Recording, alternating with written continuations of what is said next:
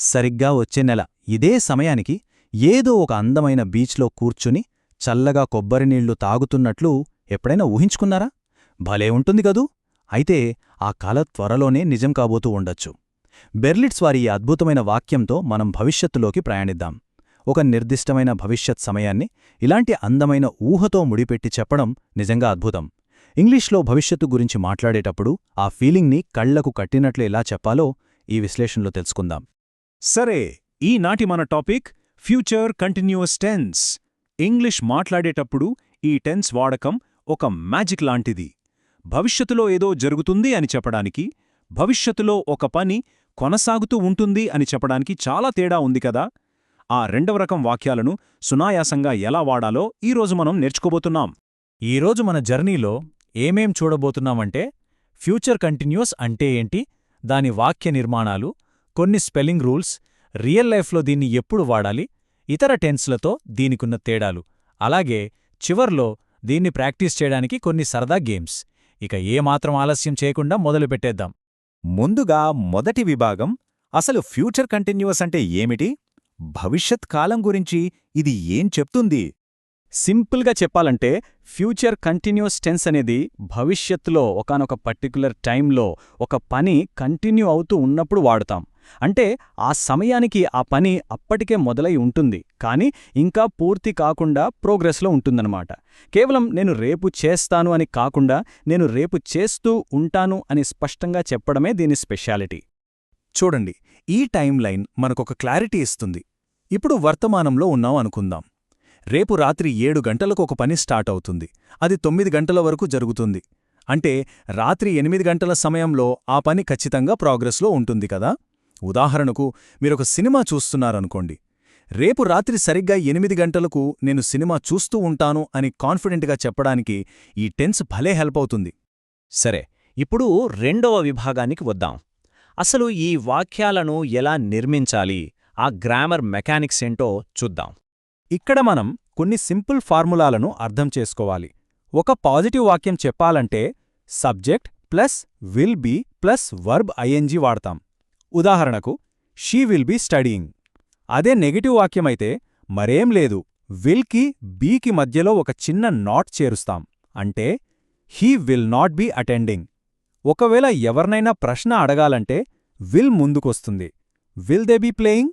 అంతే. ఈ చిన్న స్ట్రక్చర్ పట్టుకుంటే చాలు. నేటివ్ ఇంగ్లీష్ స్పీకర్స్ ఎలా మాట్లాడతారో గమనించారా? వాళ్ళు ప్రతి పదాన్ని విడమరిచి చెప్పురు. ఐ విల్ బీ అనడానికి బదులుగా షార్ట్గా ఐల్ బీ అంటారు. వినడానికి చాలా న్యాచురల్గా ఉంటుంది కదా. అలాగే నెగటివ్ వాక్యాలలో విల్ నాట్ని కలిపేసి వోంట్ అని అంటారు.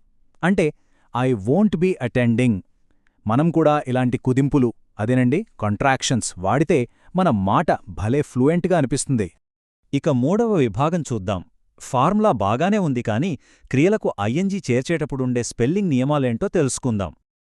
ఆ బేసిక్ ఫార్ములా ఈజీనే, కానీ క్రియకు ఐఎన్జీ యాడ్ చేసేటప్పుడు కొన్ని చిన్న చిన్న మినహాయింపులుంటాయి.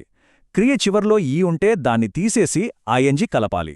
సో లైవ్ కాస్త లివింగ్ అవుతుంది. ఒకవేళ చివర్లో సింగిల్ కాన్సనెంట్ అంటే హల్లు ఉంటే అది డబుల్ అవుతుంది. స్విమ్ అనేది స్విమ్మింగ్గా మారుతుంది. ఇక ఐతో ఎండయ్యే వర్డైతే దాన్ని వైగా మార్చాలి. టైకి టైయింగ్ వస్తుంది. లాస్ట్గా ఐసీతో ముగిసే ప్యానిక్ లాంటి పదాలకు కే చేర్చి ప్యానికింగ్ అని రాయాలి. ఈ చిన్న ట్రిక్స్ తెలిస్తే రాసేటప్పుడు అస్సలు తప్పులు దొరలవు. సరే, నాలుగవ విభాగం.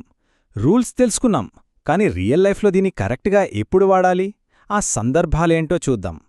ఈ టెన్స్ని వాడే మెయిన్ సిచ్యువేషన్స్ 4ఉన్నాయి. ఫస్ట్ది ఫ్యూచర్లో పర్టిక్యులర్ టైంకి ఫిక్స్ చేసుకున్న పనులు. సెకండ్ది ఒకే టైంలో ప్యారలల్గా జరిగే పనులు. అంటే ఒకరు చదువుకుంటున్నప్పుడు ఇంకొకరు వంట చేస్తూ ఉండడమన్నమాట. థర్డ్ది ఏదైనా పెద్ద పని జరుగుతున్నప్పుడు మధ్యలో ఒక చిన్న ఆటంకం రావడం. ఇక్కడ ఫ్యూచర్ కంటిన్యూస్కి సింపుల్ ప్రజెంట్ టెన్స్ని జతచేస్తాం. ఇక లాస్ట్ది ఫ్యూచర్లో జరగడానికి హై ఛాన్స్ ఉన్న కొన్ని ఊహాత్మక పరిస్థితులు.